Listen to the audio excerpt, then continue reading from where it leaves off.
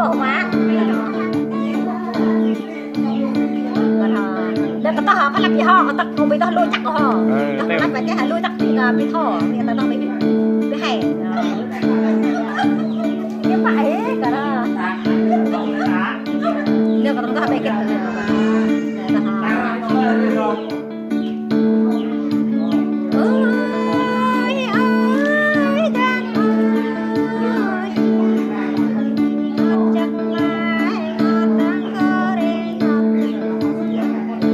Ren bia.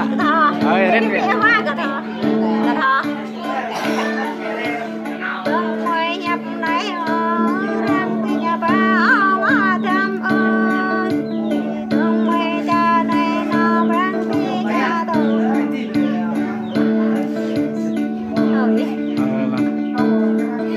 Ren bia.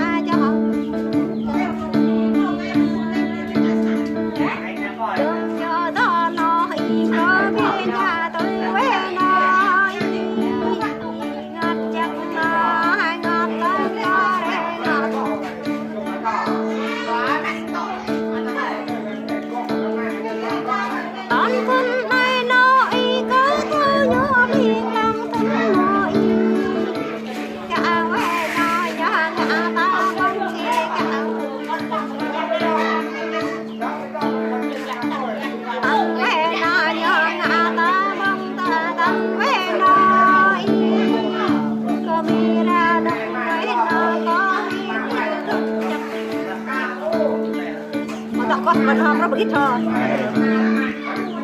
Cho thân mê đó y nhớ ngã kiếp gặp tao pro anh. Ôi nó y nhớ lắm nhớ hà rồi. Nhưng vòng hòn là cái thằng. Cho nhớ cầm nhớ hà rồi chỉ lê cho hà lê để quyết chi ho. Có khi nói nhớ hà rồi